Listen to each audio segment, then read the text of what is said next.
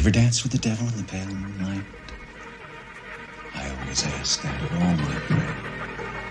I just like the sound of it.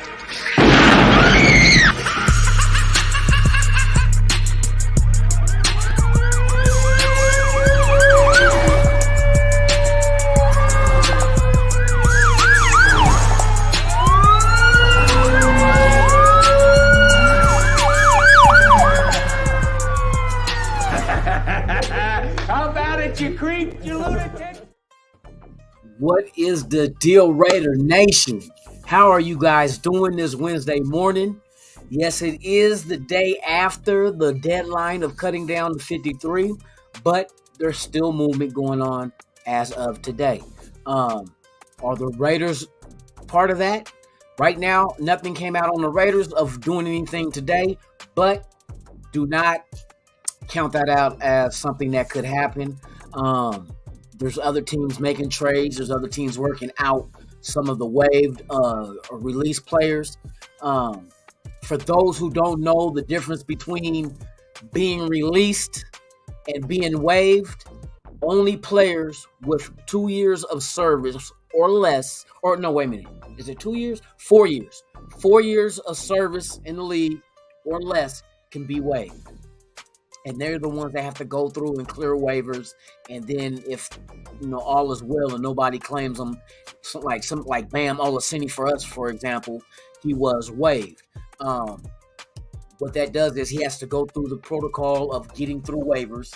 Raiders are ranked the 22nd team in the pecking order of claiming waivers on a player. So with that being said, then you can go, and once they clear waivers, you can put them on the practice squad.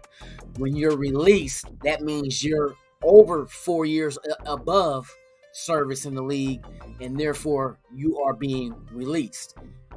Not really the same, because it all depends on your time of service with the NFL, and that's how they do releases versus waives.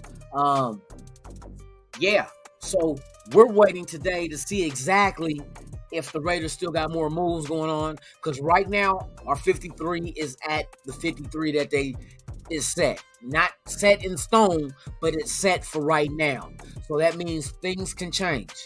Things can change. You can still do trades. You can still go out there and get you a free agent or somebody that's been waived or released.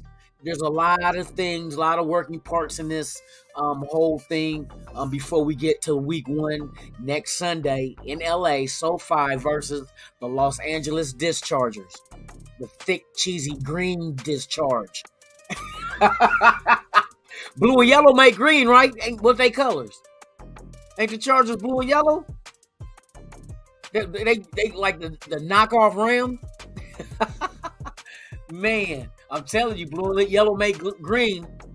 So Dischargers is a perfect name. A thick, cheesy green discharge. Yes, that's just oozing and goozing out of Herbert's fucking pimples. Shout out to everybody in the chat, man. Oh, hey, I know I'm a little gross in the morning, but fuck it. I hate the Chargers. I hate anybody in the division that ain't silver and black. You feel me? Shout out to everybody that's in the chat, man. Hey, shout out to Black Trunks Podcast, man. Thank you for pulling up and being here. You are always welcome to come every time I'm on here, man. Like I said, this platform is for the nation. This is not my platform. This is our platform. I like to go ahead and have you guys, like I say, correspond in the chats. You know what I mean? Got questions, got ideas, opinions, state them. If this your first time here, hey, subscribe and hit like. While you're there, hit the notification bell too. Might as well make it a triple play. You feel me? Shout out to everybody out there. Eagletarian 207 is in the house. Raider being my guy, of course. The guy that be smashing TVs when he loses Madden. Michael Guerrero, salute to you, my guy. Thank you for pulling up, for real. NorCal Raider, Jesse's in the house. We have Eugene Powell. What is the deal, man? Top of the AM. For real. We got, I said Michael Guerrero once.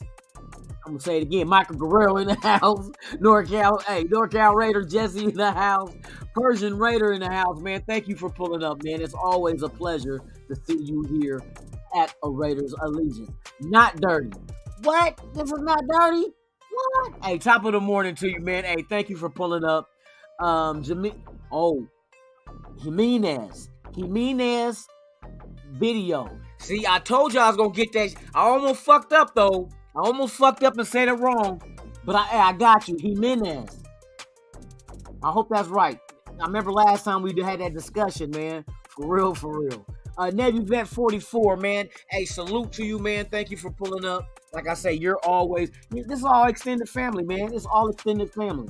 Holly Tanner, hey, good morning to you as well, dear. Thank you for pulling up. It is a pleasure. Of course, it's always a pleasure to see all you guys here, man.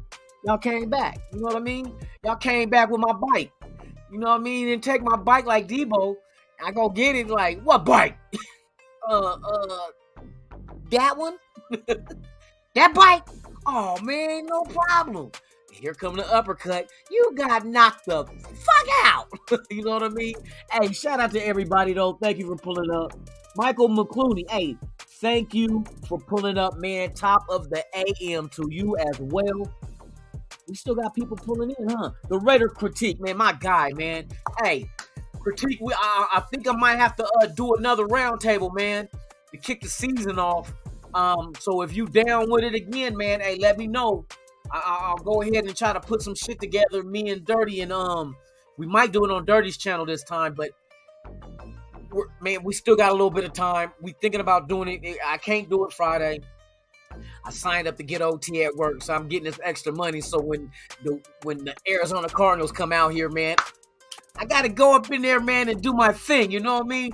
Opening week at home. You know what I mean? Your boy will try to be in the building. I'm getting everything situated, finances and so forth, because these tickets is not cheap for the regular season.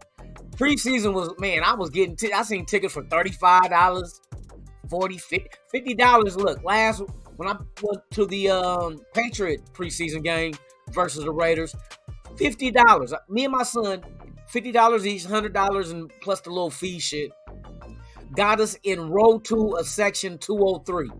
So right there below the torch, right where the live band is, we was right down there in row 2. I'm talking about, man, hey, you're not going to get that in the regular season, no, at that price. Fuck no, you ain't getting that shit for real. Hey, shout out to Snooze Hernandez, man. Hey, thank you for pulling up, man. For real. Man, we still got people pulling in. Hey, I like this shit. That's the kind of shit I'm talking about, dog. Hey, to everybody watching, if this is your first time here, welcome to Raiders Allegiance. I'm your host, Lunatic Raider. You're always welcome back. This show that you are watching is called Good Morning Raider Nation, the live podcast.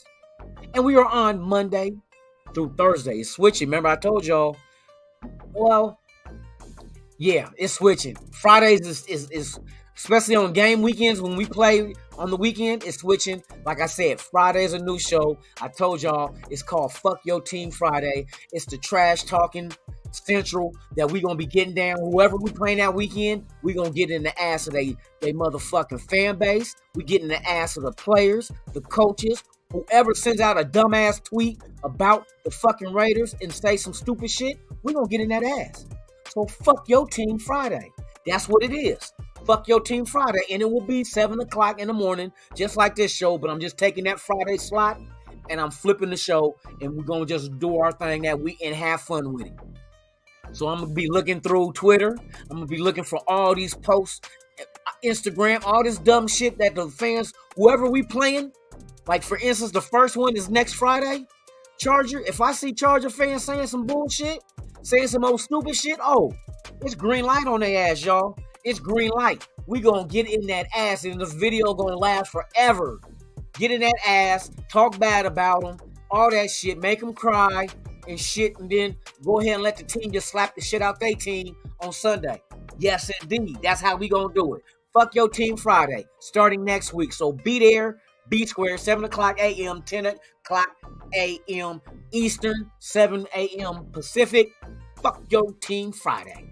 Yes, indeed. So, yeah, but it's Monday through Thursday. Well, this week is going to be through Friday. Good Morning Raider Nation. We just talk everything Raiders that, in the news like we're doing now, with the releases, with us getting down to 53, the trades. It's a lot of stuff going on, and we're not done. Believe that? We're not done. Not that no team is done. I mean, it's a lot of shit still going. So I'm just waiting for news to go ahead and come out because I think I forgot what time today that the people that were released and waived yesterday, like the waiver people, they clear waivers at a certain time today. Therefore, they're free game for anybody. You know what I mean? So we just gotta wait. Did we put in claims on anybody? We don't know. Like I said, we're 22nd on that list. So on the list, they go down, and it's like really the worst record all the way down to the best. And that's how the pecking order goes from who gets first dibs on a waive player. And then if they don't put in a waiver for it, then it keeps going down to the first person with waivers, or if not person, first team with waivers in on that player gets them. So that's how that shit go. You know what I mean? For real, for real. My little punk, hey, punk ass Denver. Denver weak as fuck. Denver is so fucking weak. Let's ride. That's the corniest ass shit. What the fuck you riding? A penis? What the fuck you riding? A bicycle with no seat? Motherfucker, there's a lot of shit you could be riding. You dick riding somebody? You riding somebody's coattails? Motherfucker? You riding the Uber? You riding Lyft? The bus? What you riding? You riding dirty? You got dope in your butt? You driving around with dope in your ass, man? You dirty? You didn't wipe your ass when you don't wash your ass in the shower? So you riding around with a dirty ass. That's what the Denver Broncos is. Motherfucker, hey, that's the corniest ass. Who in the fuck came up with that fucking promotion? Okay, and he kept doing it. Okay. Denver country, let's ride.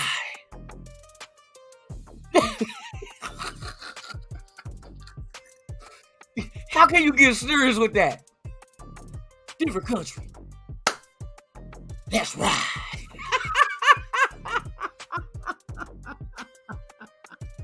Oh my God. John Elway Bucktooth. Big tooth horse mouth ass motherfucker. Yes, John Elway. I hope this gets past your desk. You big tooth motherfucker. You use a whole tube of toothpaste every morning. Thank God you got some kind of paper. Motherfucker look like a motherfucking Disney character. Motherfucker. Big tooth bastard. Big can opening mouth ass motherfucker. Cactus mouth. Mother carp mouth ass motherfucker. Big motherfucker got more teeth than a motherfucking village people ass motherfucker. Motherfucker horse face, horseradish smelling ass motherfucker.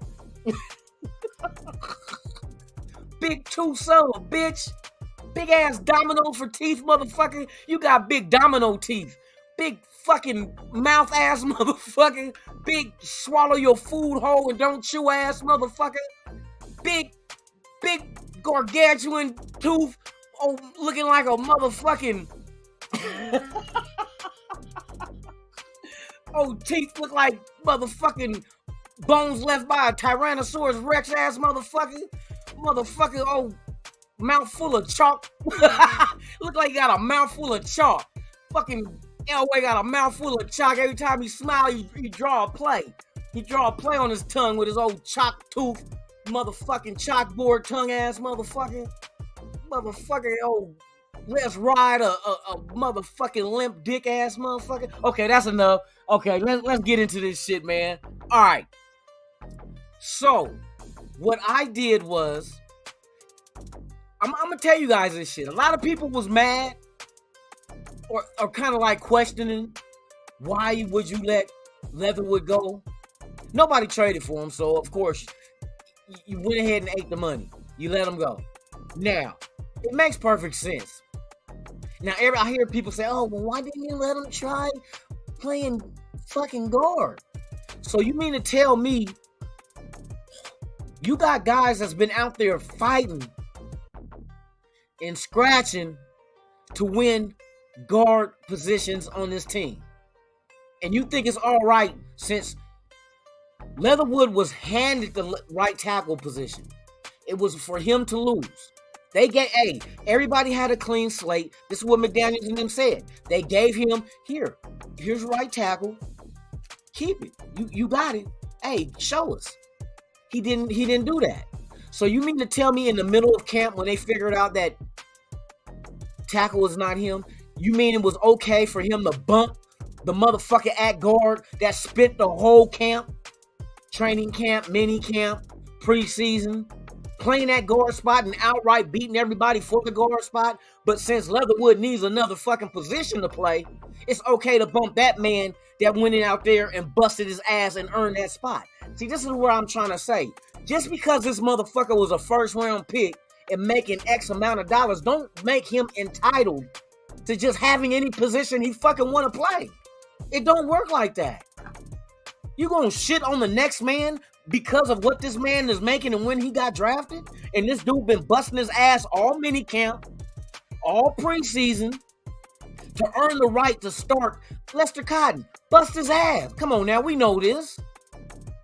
Made monumental improvements in his play at guard. You know what I mean? But we gotta shit on him and say, Cotton, you gotta move. And Cotton ain't playing right tackle, so it ain't like you could swap the two.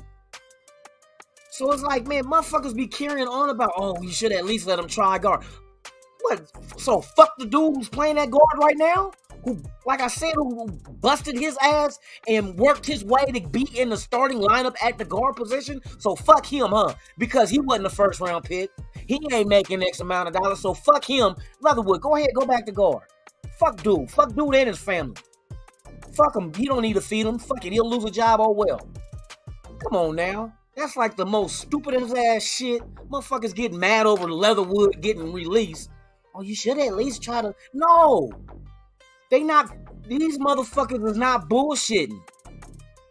Why sit and spend the whole fucking season trying to figure out if this motherfucker good enough to play guard or tackle when we're trying to win a fucking Super Bowl? This is not a season where we're trying to just get to the playoffs. That's not what we're doing. We did that last year. It's the next step. They went out there and got all the pieces we needed on both sides of the ball. Got the coaches, got the front office. Now it's about winning right now, and that's exactly what these guys are doing. They don't give a fuck about how much you make. They don't give a fuck about when you got drafted. It's all about production. If you can produce at whatever position it is that you're out there fighting for, you got a spot on the team. Look at the motherfuckers that made the team. Darian Butler fought his ass to make the team. Production. You know what I mean? Polamalu proved it. Britton Brown proved it. They bust their ass. DJ Turner, they was not out there lollygagging and struggling at their position. They bust their ass. So they deserved a spot on the team, and that showed me exactly what Ziegler and them was looking for. Guys that's willing to come work and earn what the fuck they eat. You eat what you kill. You eat what you kill. Same fucking rules in hunting in life. You eat what you kill. So if you out there killing it, you got a spot on the team. Everybody that busted, notice that shit. Everybody on this roster that we kept, all busted they ass. Never complained. Except you know who complained when they got fucking released. That's why he was probably complaining before he got released. I'm talking about Kenyon Drake. And then afterwards will be like, well, shit, it don't matter. The Raiders still got to pay me. What kind of piss poor fucking attitude is that? Where's the gratitude for them even giving you an opportunity? They could have been cut you from day one. But they gave you an opportunity. You didn't do shit with it. You squandered it. You can't be mad at nobody. This is one thing about this fucking front office. They're giving everybody opportunity. And if they don't make the team, it's not the front office fault for cutting you. It's your fault. You didn't do shit with the opportunity. Everybody they got rid of didn't do shit with the opportunity. Oh, Trayvon Mullen got traded. He did not do shit. Yes, he was out with an injury. Why he wait so long to get the surgery to clean that up? Remember, we was all saying, why he wait so long? Well, while you was waiting and you decided to get surgery and you sat out camp in preseason, these young motherfucking hogs that were undrafted were busting their ass to make the 53, and they did this shit. Matherson, motherfucking Darian Butler, Polamalu, who the fuck else? Matter of fact, let's get into this shit. Let me show you something real quick. I want to show you guys something that kind of like opened my eyes to what exactly, we're okay. Like the reason why I got into the Leatherwood shit was because of his salary. We eating a $7-point-something million on his salary, right? Because we didn't trade him, we just cut him. We waived him. And so, did he clear waivers? We don't know until after whatever the deadline is today for waivers to go ahead and be sent in. If he clears it, we'll find out. If another team claimed him, then we'll be like, we'll see. They knew we was going to release him, so that's why they didn't trade for him. But we'll see if he clears waivers. If he clears waivers, do the Raiders go back and re-sign him onto the practice squad? You know what I mean? So, I don't know. We want to wait and see. But this is what I want to get into. This is the way fucking Ziegler and them is thinking. And we're gonna deal with over the cap too. Because one thing I seen, you know what, let me I know I got that shit on here. Oh, did I? Oh, I got away from it, didn't I? Oh, no, I don't. No, I didn't. All right. So the thing I noticed is like, everybody's concerned with, well, where are we going to get the money to give Waller his extension or Perryman or who? What if we decide to keep Josh Jacobs? This is what this is what Ziegler and them is doing. Fucking brilliant. And shout out to Raider Twan, because Twan always say cheap labor. And this is exactly what the fuck Ziegler and them doing. They got cheap labor for the next 3-4 years. 3-4 years. We kept 4 undrafted rookies on the 53-man roster.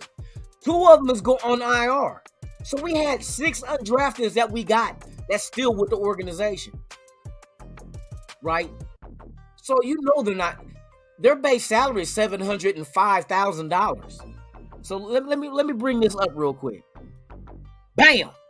Look at this shit. So you wonder how they're moving money around to be able to pay people extensions? This is how you do it. You fill your roster with young, hungry talent that has to prove themselves. And look at what they're paying them.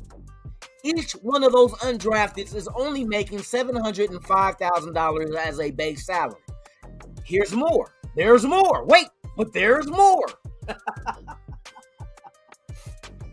So you see this, okay? You see the whole thing. So you're trimming money down. 7, 14, 21, 28. You got 28,000 or no, 22.8 million, 2.8, 2.9, $2.3 million.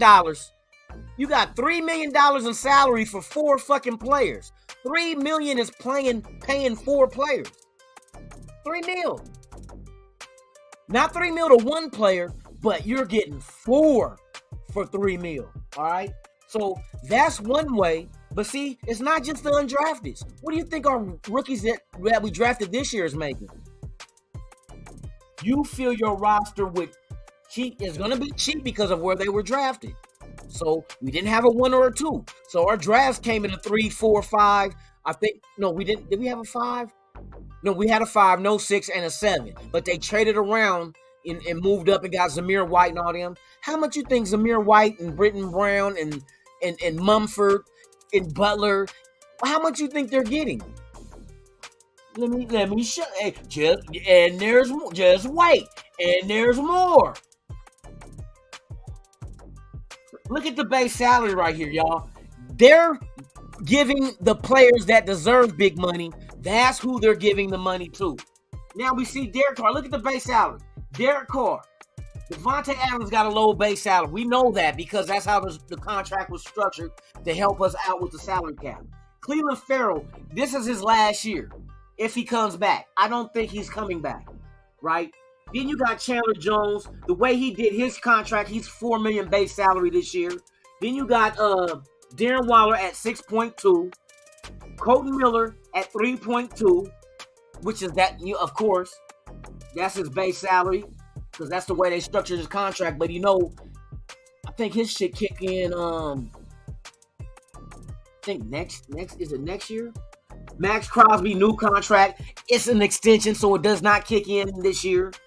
Then you have Bilal Nichols at 2.3. You got Daniel Carlson at 3.4. You got Anthony Averett at 1.9. Josh Jacobs is only 2.1. Jonathan Abram is 2 mil. Hunter Renfrow was 1 mil. Because remember, his is an extension as well. So you have to wait until the initial contract is up before that new money kicks in.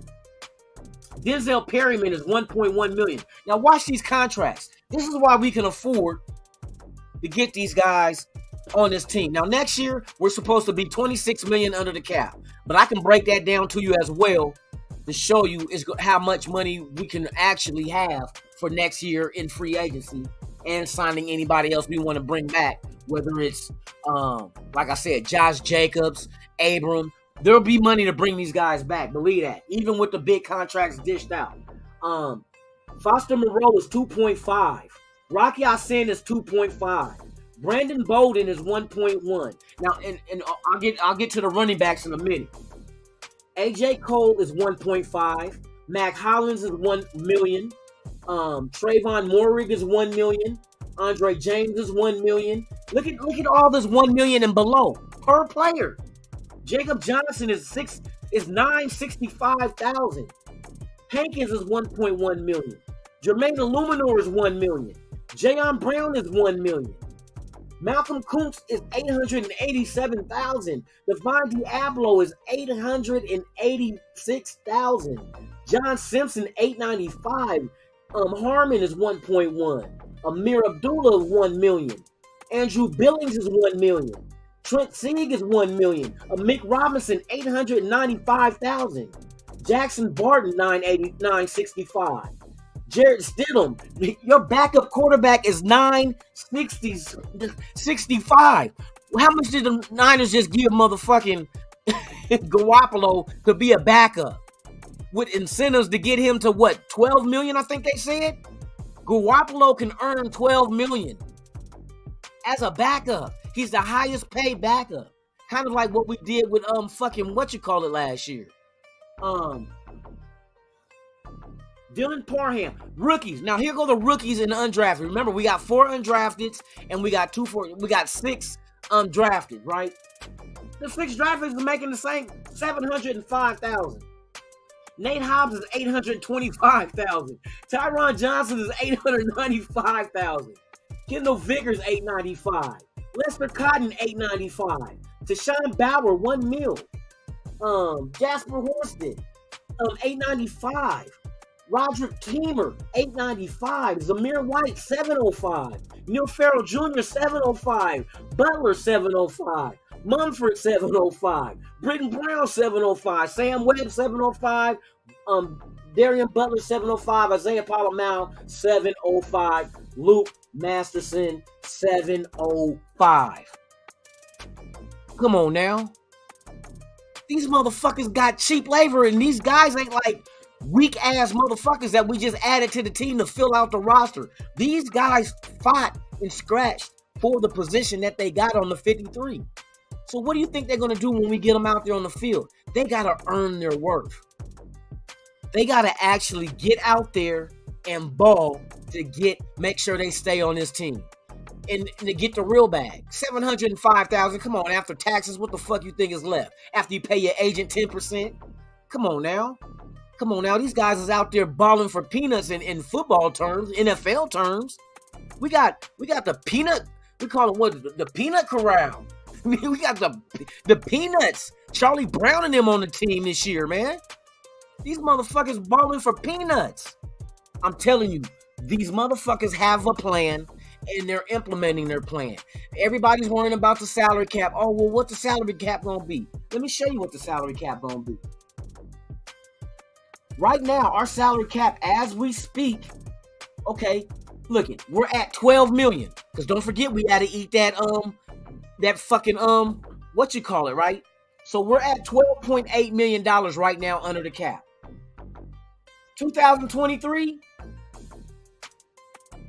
let's see what that number becomes in 2023. Oh my, we're getting rid of motherfucking Leatherwood and Trayvon Mullen. Look what our cap is next year. $32 million. $32 million we're under the cap next year when the new contracts kick in. Now, let's continue. So right now we're at 12.8. Let's just round it off to 13 million right now as we stand under the cap. If they don't spend any of that and they roll it over next year, then you add that 13 to 32. Now you have $45 million. But wait, there's more. $45 million. You can expect the salary cap to jump by, I say, about 20 mil. But I'm going to tell you the number, and you always say low numbers when you go ahead and try to forecast what the cap is going to be. You never go too high and then it comes back down low. You start low. So what you're expecting the cap to go up with is going to be a low number when I do this. So just hold on real quick. Let me get this up.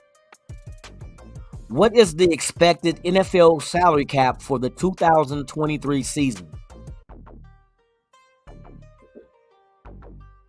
$225 million. According to PFF, we're using a projected salary cap of $225 million in 2023 and $256 million in 2024. Listen to that. Overthecap.com. Now, this is what their projection is, but like I tell you, projections always are low. You cannot do a high projection. You know what I mean? Can't be in the black and then come down to the red under your salary cap. It can't work like that.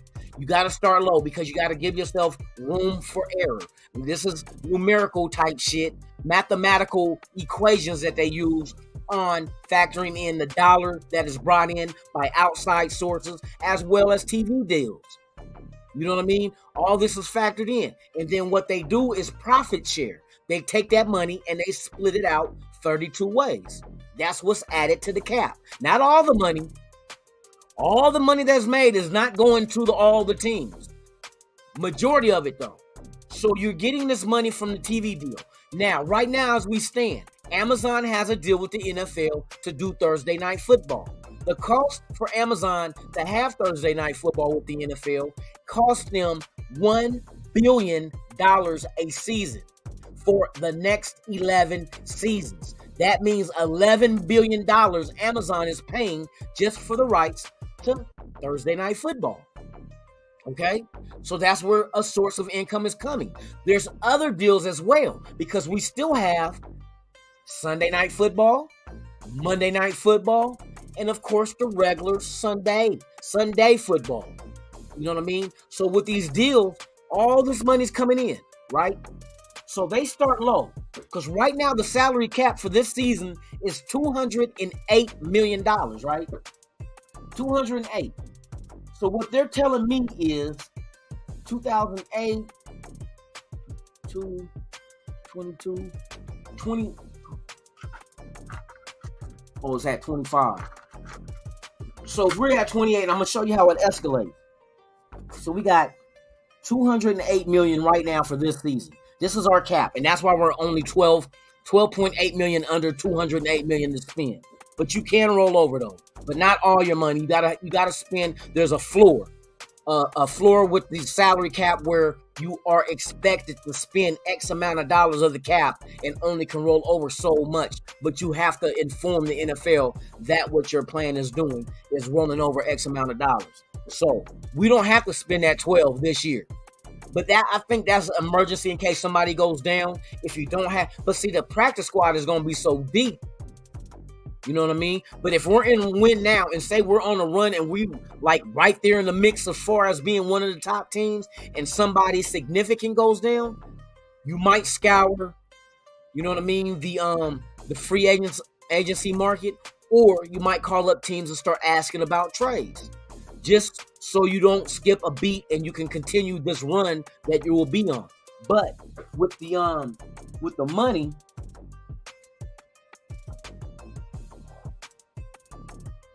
you figure that what they're expecting is the cap to go up by 17 million next year. That's their low number, 17.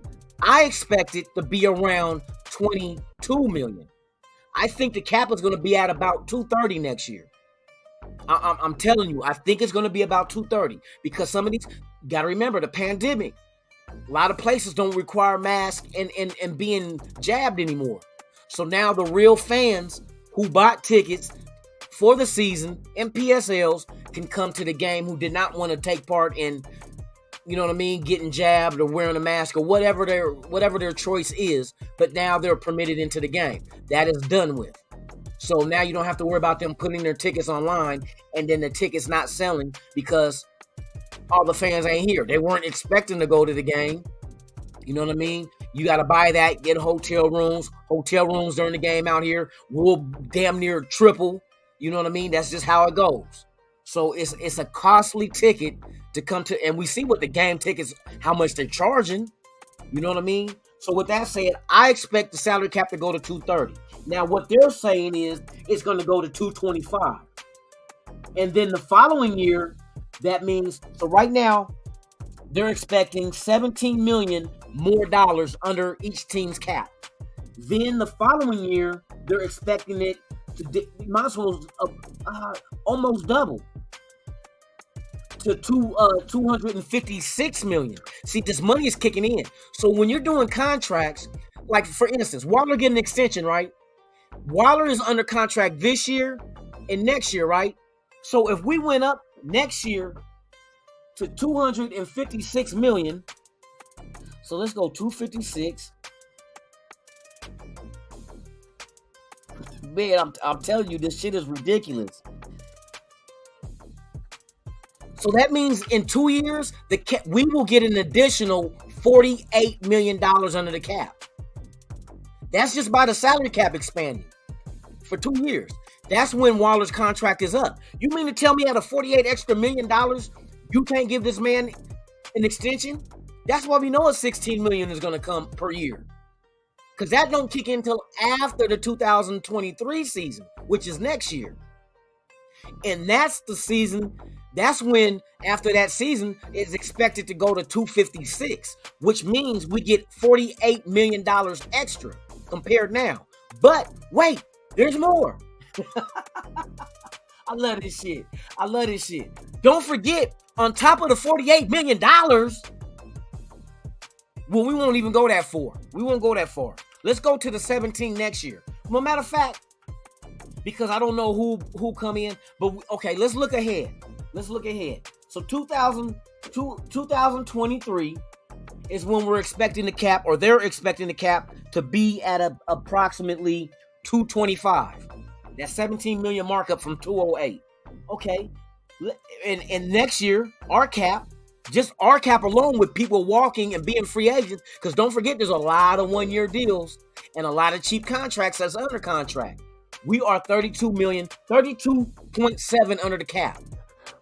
Now you take that 32 and you add the 17 we're supposed to get next year by estimation by the league, and what you end up with is $49 million under the cap next year, not including the $12 million if they decide to roll that over. Let's factor that in. Say we don't use the cap that we have right now. Okay. Matter of fact, let's be generous. Let's take off the 2.8 on there in case you go out there and get you an $800,000 player, $1 million player. Get 3 players during the season. But I know the practice squad with 16 motherfuckers on there is deep enough to draw people up when you need them if injuries occur. But just in case, let's just factor that in. We'll just say $10 million gets rolled over next year. So if we're sitting at $49 million because of our own cap space, as well as the increase in the cap space period at 49, and you add the 10 that we roll over, now we're sitting at $59 million on the cap next season. There's no money for Waller, and that's including the contracts that's already kicking in after the extensions, right? So next year we're looking at a possibility of having $59 million, and that's bare minimum. Like I said, that's only with a $17 million increase in the cap. I believe it's going to be around 22. I'm just saying. I'm projecting it to be 22. I expect the league to do real big numbers this year. So now you're looking at $59 million. So let me see. If Waller does a deal, and his deal won't kick in until after 2023 anyway. So let's go ahead and look ahead of that. Let's go to 2024. Where our cap is, matter of fact, I want y'all to see this shit.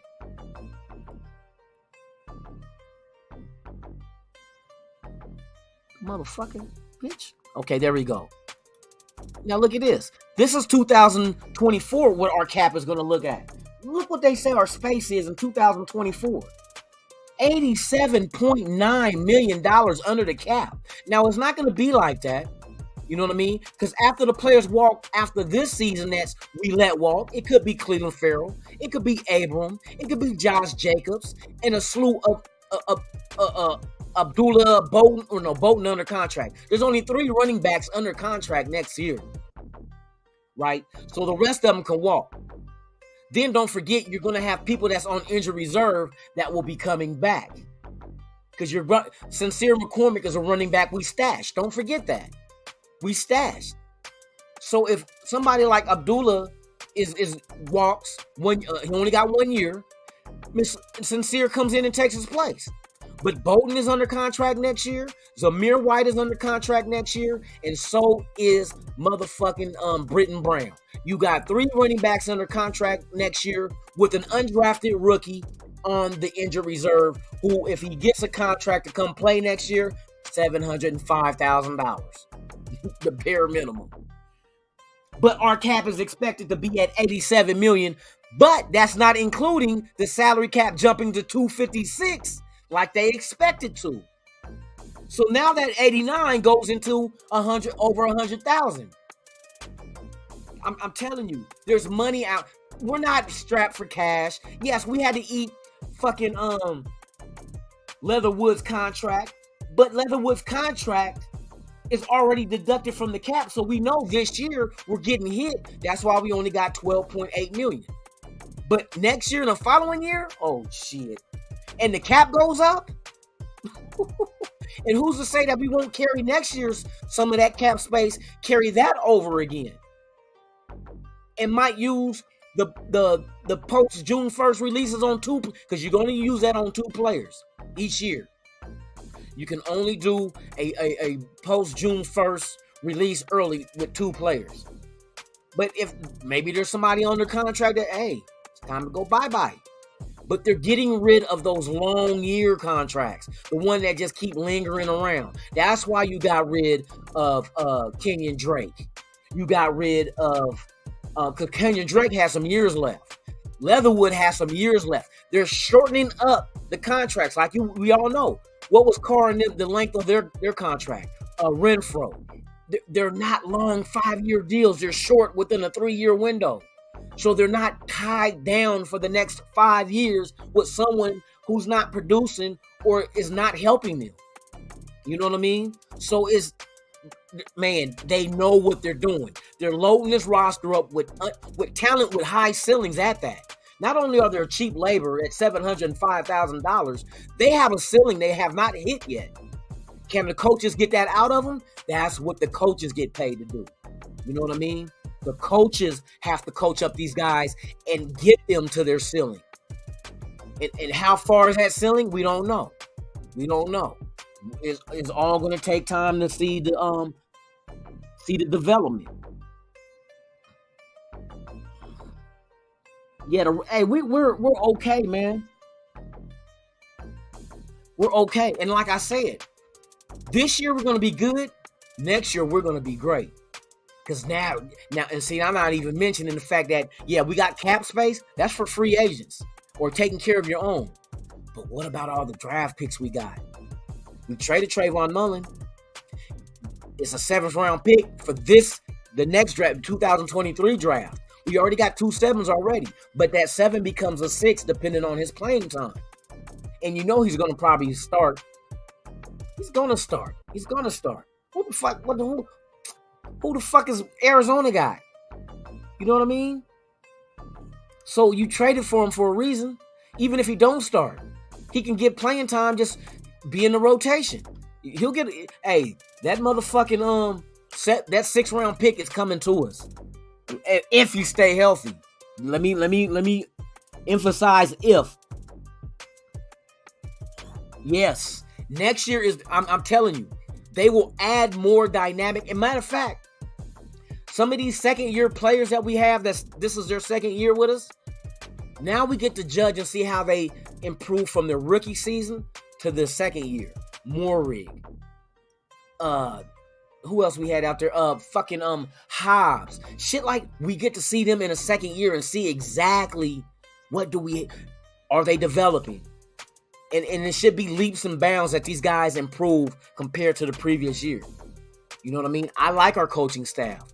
I like our system. I like their way of thinking. I see what they're doing. You know what I mean? They don't care about the money hit because the money hit is only going to be temporary and then that shit comes off the books. But being stuck with years, you got to wait for that shit to come off the books. You got years of that shit if you keep them on the team. But they're cutting ties with motherfuckers they felt that there's no room for them. You know what I mean? I understand you want Leatherwood to get an opportunity elsewhere, but in order for him to get an opportunity elsewhere, you gotta fuck the next man that's there already. That's not right.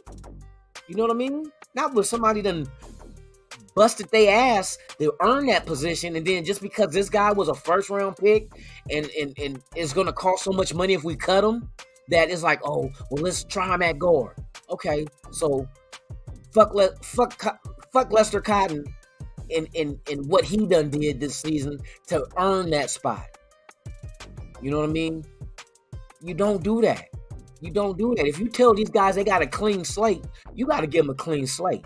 You can't just outright just give somebody, here, Leatherwood. And it started off that way. They let Leatherwood know, you're going to battle for this fucking position at right tackle. So before everybody starts saying, well, why didn't he go to guard? What if Leatherwood wanted to be a right tackle? I mean, what if he wanted to be a right tackle and he was willing to fight for the right tackle spot? Come on, if you got a clean slate, he's probably, hey, put me at guard. I'm pretty sure they've been like, okay, you're going to battle at guard against Cotton and whoever else we got out there that's fighting, Mumford, whoever. But he fought for the right tackle spot. So obviously he was okay with it. They was giving him the keys to the bins. It's like, hey, here. The keys is here. You got to, hey, earn it. The job is yours if you can get it. He didn't get it. Illuminor busted his ass. You know what I mean? And he was talking about this, I think yesterday he was saying this time last year, he got twice within 4 days. You know what I mean? And to see that he has the starting right tackle spot for not quitting, not losing confidence like Leatherwood, he busted his ass and worked his way back in the grace of these new GM and coaches to earn that spot. And when somebody does that, you just don't throw them, oh, fuck your effort. This guy was a first round pick and he's making X amount. He's making more than you. So we're putting him in there. Come on, man. You don't do that shit, man. That's some whole shit. That is some whole ass shit. And y'all want this team, not y'all, but the ones that's, pounding the table for, we should have put Leatherwood at guard. You agreeing with being a hoe. It's okay for our team to be a hoe ass motherfucking team? To do some old backstabbing ass bullshit like that? Motherfucking Lester Cotton busted his ass. Luminor busted his ass. But just because they don't make as much as Leatherwood, or they didn't get drafted in the first round like Leatherwood, that's the pecking order. We're going to go by drafts, money, and then production. Who in the fuck goes production last? Production should be first on the list. Fuck your money and fuck when you got drafted. Production. If you allow 20 fucking sacks in the season, you do not deserve to be in that spot, even though you're earning $20 million and was a first round draft pick. Come on, that does not make fucking sense. Summer Raider Nation, y'all motherfuckers be on some dope, dick, and dynamite. Come on with that old weak shit, man. That motherfucker didn't earn the fucking right tackle. Let him go. Clear the money. Go ahead, take the hit now. Clear the money. Go into next year. You got draft picks next year. Go draft the right tackle if Illuminor ain't your guy. Draft your guy.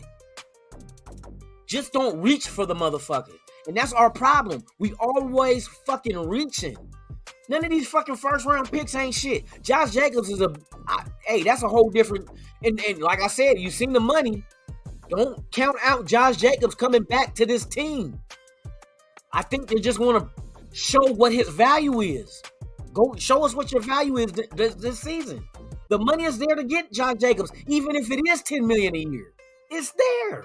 We've seen it. We're 32 under the cap. We can roll over 10, and you got an additional 20 coming from the salary cap expanding. You can't afford fucking Josh Jacobs? Shit. Let Josh Jacobs get out there and bust a move and get 1,200 yards and like 10 touchdowns. Bet you that motherfucker coming back. I bet you. And you put him with Zamir White. You can take a hit because if you want to take your top 2 running backs, and let's just average it. Say we give Josh Jacobs $10 million. Zamir only making $705,000. I ain't laughing like that, but you know what I mean? Compared to $10 million, he's $705,000. So you're looking at $10,705,000 for 2 running backs. Bust that down the middle, you pay them just over $5 million each. You got to look at it like that. Because either way it go, you're paying 2. If that's going to be your main running backs, you're going to pay those running backs. I mean, you can go Britton Brown and Zamir and be really cheaper and not give up $10 million if you don't want Josh Jacobs back. If you feel Zamir can do the same workload as, you know what I mean, Jacobs. But if Jacobs get out there, like I say, and bust a move, hey, if you get out there, bust a move, man. If you want it, hey, for real, who knows? Pimping ain't easy, but somebody's got to do it. Hey, for real, though. Yeah, he had his chance, man.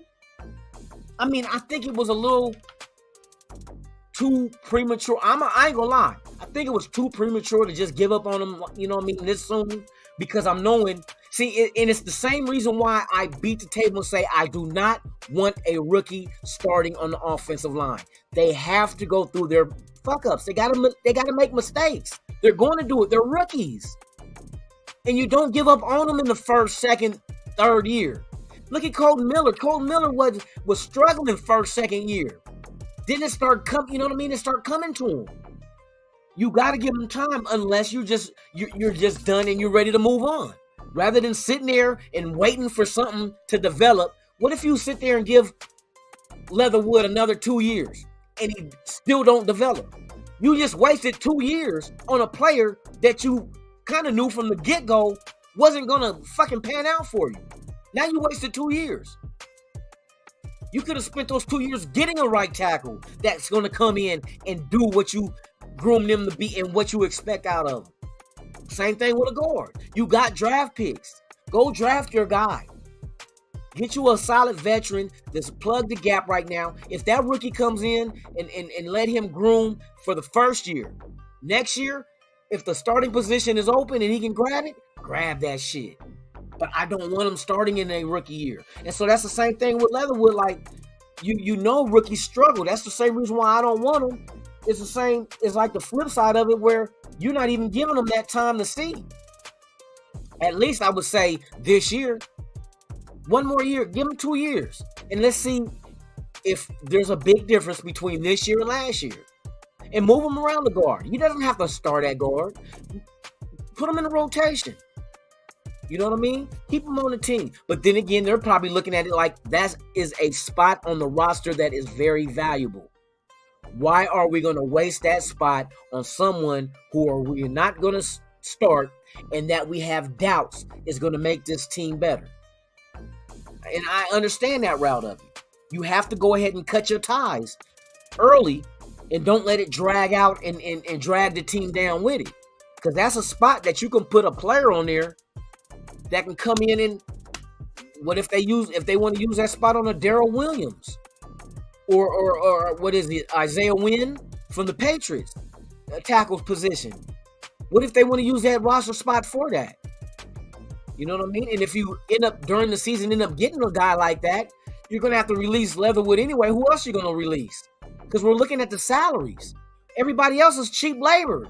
You don't get rid of the cheap labor. You know what I mean? That allows you to move money around. Like we said, we're trying to give Waller his money. The rumors of Perryman trying to get an extension too. In order to do that, you got to keep your salaries low across the board at the 99%. The top one, like just like in real life, the top 1% is the rich. The rest of the people is 99%. So 99% of the team is not the top 1%, like your cars, your fucking who else we gave money to? Renfro, your Max Crosby's, your Chandler Jones, and what Colton Miller's gonna make. That's 5 people out of 53. So that's the top 1%. You know what I mean? So everybody else is they want to prove that they want that top 1% money. Well, prove it. But right now, you're going to make the bottom 99% salary, okay?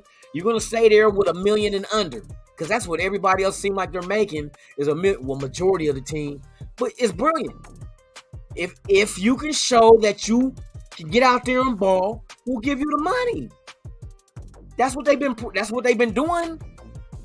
Carr proved it. We know what Chandler Jones is. We know what Max Crosby is. And Max Crosby ain't even hit his ceiling. That's the scary shit about Max Crosby. He's not even nowhere near his ceiling. This guy can get 20 plus sacks in a season. Just the way he's fucking bull rushing in his moves and non-stop. He has a motor that does not stop. So he has that potential of being one of those generational type players. And you guys see Max Crosby. He's a fucking beast. And I said this before. I said this a while ago.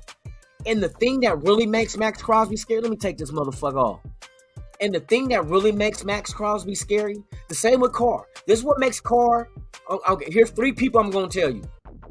Pay attention to Carr, Davante Adams, and Max Crosby. And this is why.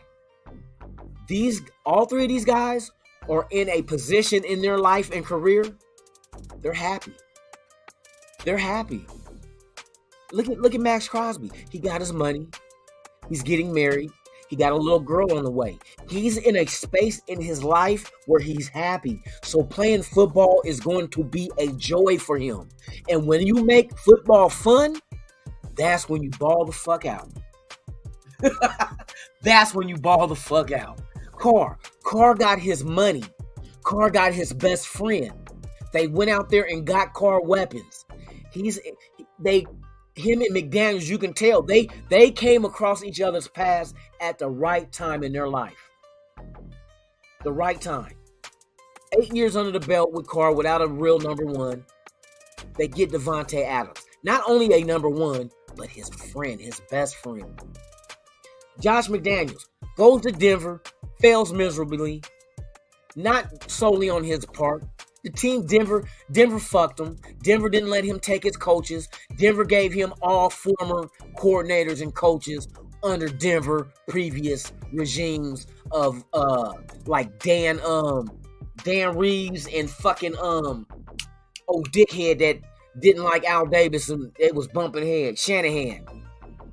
Former coaches of those guys, they forced on to McDaniels when McDaniels was coach of the Denver Broncos. How you gonna win like that? How can I not I'm the head coach. How can I can't bring my guys?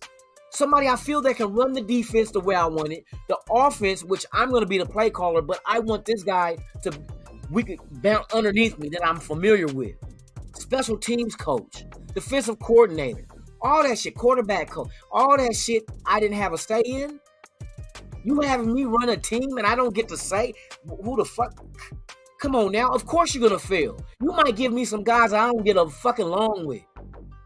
We can't see eye to eye because it's somebody I've never worked with. This is not people I would fuck with on a regular. But you're forcing them on me. Here, go win with them. I can't win with them. Fuck them. You know what I mean? Fuck them. Okay, we're gonna take away these ain't your parents no more. We're gonna give you new parents. I don't know these motherfuckers. How they gonna be my mom and dad? Fuck them. You know what I mean? So it's like they fucked him. So he failed. But like I said, failure is one thing in life that you must embrace. Never be scared of failure. Failure teaches you what not to do. So with that being said, McDaniels first he accepted the coach, but then you think about shit. Sometimes you got to think about shit and then, this ain't the right situation. I'm cool on the job. I done turned down jobs. I done got hired by jobs, but I got a better job. And I was like I got hired by the same 2 different companies. It's like I had I'm going with them. Never mind. I'm good. That happens.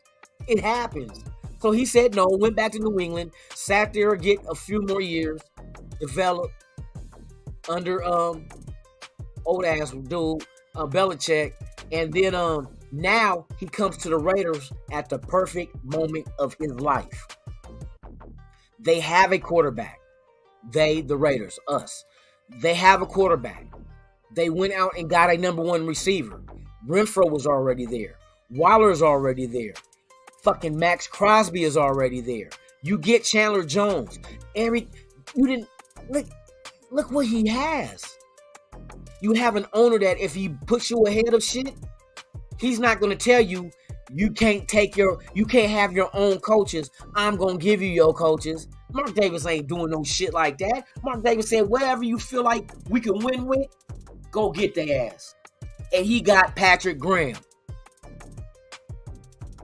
You know what I mean? Lombardi. He goes out there and go gets the crew that he knows. So just the familiarity he has with those people, he's at the best situation in his life with Carr. Carr's 8 years in, been struggling, doesn't have, and what I mean struggling is doesn't have the playoff stats because he doesn't have the help to do it. Our defenses sucked ass. We didn't have not only did we not have a number 1, here's a kicker for you guys. Zay Jones was our number 1 last year. Zay Jones. Where do you rate Zay Jones compared to Devontae Adams? I'll wait.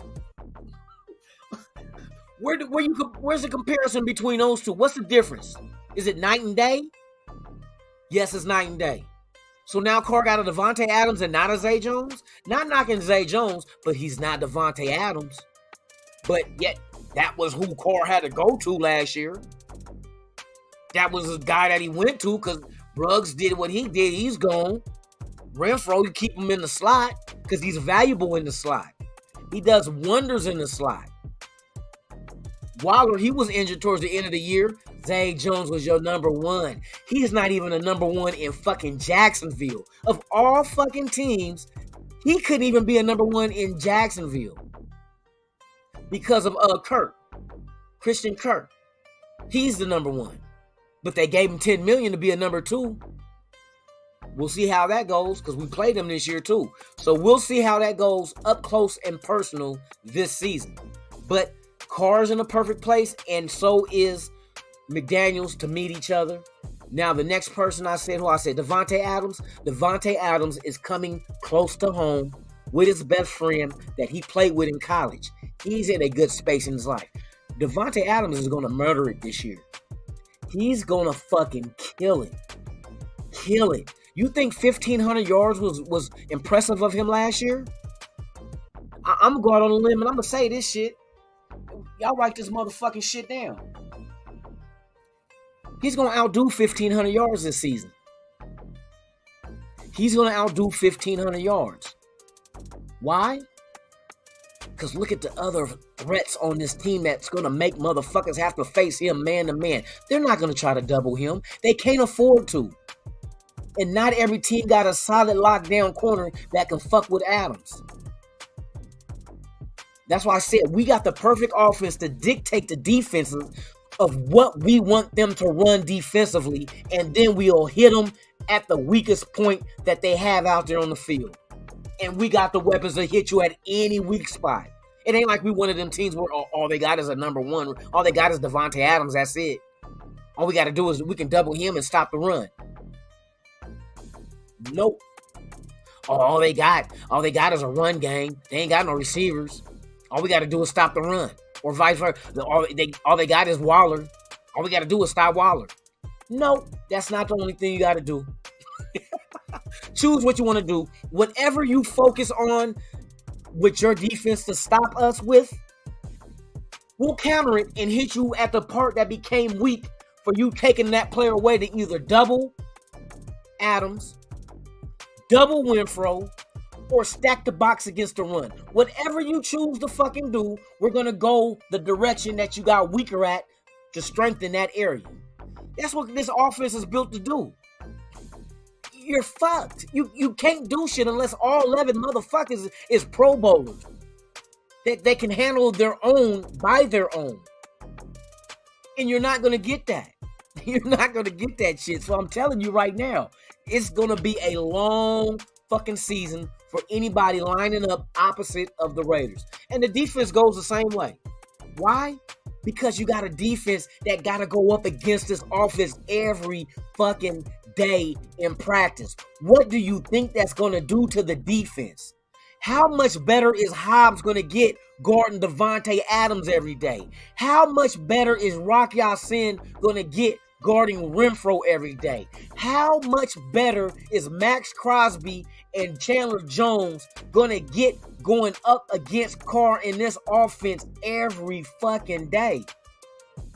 Iron sharpens iron. This team is built to be a fucking beast and a problem. And that's exactly what's going to occur. There's no way out of this. Once these teams get off the fucking bus and they close the door, they're stuck. They're stuck. It's like the old Raiders again, where they're like, fuck, we gotta play these motherfuckers. They're fast. They're non-stop. They're relentless. They're greatly coached. What are you gonna fucking do? Like I said, it's been a long time, and I'm telling you, this defense is gonna be a surprise to people. Don't underestimate these young corners, because these young corners have to go up against these receivers as well. And you can't just shit on DJ Turner, Tyron Johnson, Mac Hollins. You can't shit on those guys. Those guys are legit. So it's like, hey, put the fucking league on notice. Let me get the motherfucking tweets of all these hating ass motherfuckers talking shit about this team. We getting in that ass. I can't. That's why I started fuck your team Friday, because I know these motherfuckers gonna be talking shit. Right now, I see them on Twitter talking about Leatherwood. Huh? You got a horrible offensive line, and you're gonna let Leatherwood go. What the fuck you think the line was awful for? Why you think it was awful? He was one of the reasons. Let's keep it 100. He's no longer there. But yeah, I see these motherfuckers on Twitter, Denver fans, fucking Charger fans. Yes, they're talking shit about our Raiders right now. Right now. Because of Leatherwood. They're making fun of that shit. Like we really needed him to have a superior offensive line when he was part of the reason why we didn't. So I'm not shitting on Leatherwood. I'm calling a spade, motherfucking spade. Shit, it is what it is. That motherfucker wasn't fucking Pro Bowl or all NFL first team. Get the fuck out of here. And these hating ass motherfuckers don't know shit about our team, but yet they speak on us like they have knowledge of it. Like they've been in the fucking locker room and on the squad or hung out with the nation to hear what's going on. You don't know shit. So Chargers, fuck you, fuck Denver, fuck Kansas City, and every other motherfucking body on this fucking schedule this season. Eat a dick, and I hope you choke on that motherfucking foreskin. Yes, indeed. But let's get back to basics. That's my rant for today, because that's what I just want to bring up is what I see Ziegler and them doing by looking at the salaries, seeing why they're taking hits early and not taking it on the back end. I'd rather take the hit early. Fuck it. Eat that salary now. So later on, it'll free up, and then you can use that for, like I said, the Waller shit. If Waller gets his extension, it does not kick in until after 2023. So we got to make sure the money is ready for that time. We had to make sure the money is ready for Carr when his extension kicks in. Renfro when his extension kicks in. You have to be prepared for it. And they're preparing themselves. We're going to take the hit now, this year, when nobody has an extension kicking in, and then we'll be okay. So don't worry. No need to bite your nails and what we gonna do? No. Calm down. These guys know what they're doing. How you think fucking New England been a contender for the Super Bowl for over 20 years? 20 years they've been a contender. And what, half that time they've been in the Super Bowl? How many times New England been to the Super Bowl, y'all? What is it, 8? 8 or 9? Because what, he won 6 and he lost 3. Brady did. The 7th ring he got with fucking Tampa Bay. So 1-6 and he lost 3. Shit. That's 9. Yeah, 9 Super Bowls, right?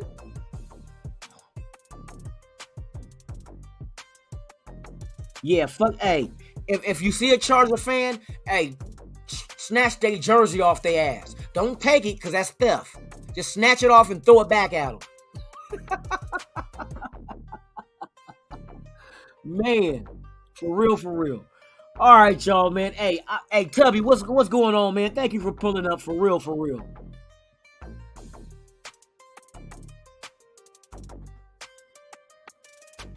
Oh man, hey, I gotta be chill, man. You know what I mean? I'm just, you know what I mean? Motherfuckers ain't, y'all ain't gonna see that part of me. Y'all will never see that part of me of where the name came from. Lunatic is not a made up name for Raider content. I've been having that name since I was a teenager in high school. But that's a whole nother story, something I don't want to discuss. We're gonna leave that be. But anyway, Lunatic has always been Lunatic for a long time. And we talk about over 30 years.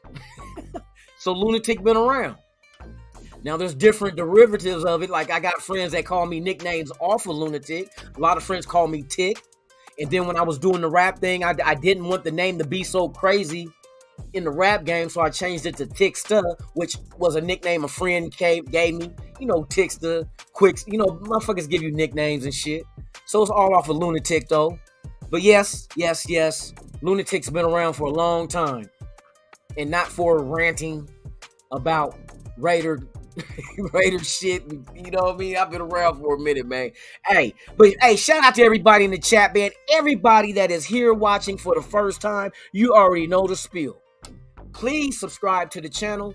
Hit that like button. Knock the hell out of that notification bell so you can be notified of all the content I release, even breaking news. I'm working my way to 1,000 subscribers, y'all. We're getting closer than what we were. And I said we're getting close. Us. Y'all are included in this shit. Like I said, this is not my platform. This is our platform. That's why I named this channel Raiders Allegiance. It's all of us who pledge allegiance to the Raiders. It's about us. It's never about me. Why you think my intro, you don't see no football players on there? It's all fans. If you notice, and we're going to go out with my intro, so pay attention. All you're going to see is the fan base on my intro because I wanted it to be like that. So, with that being said, man, thank you guys.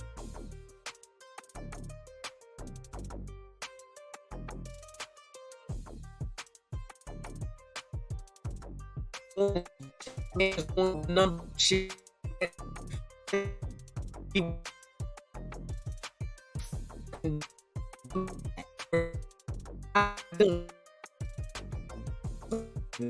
It's going down. And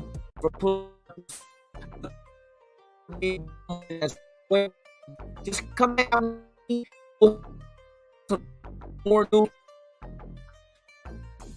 to talk about. I got you guys here working with me to do the same thing because y'all have been doing other shit, but you chose your boy Lunatic, and I really appreciate each and every one of you guys. Hey, there's only one nation, the motherfucking Raider Nation. Go Raiders! I'm out.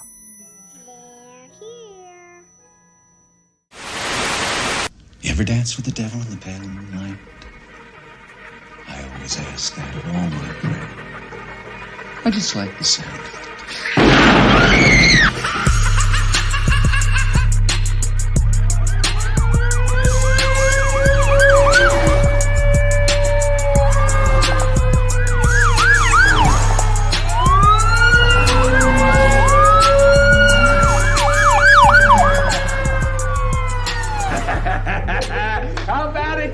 creep, you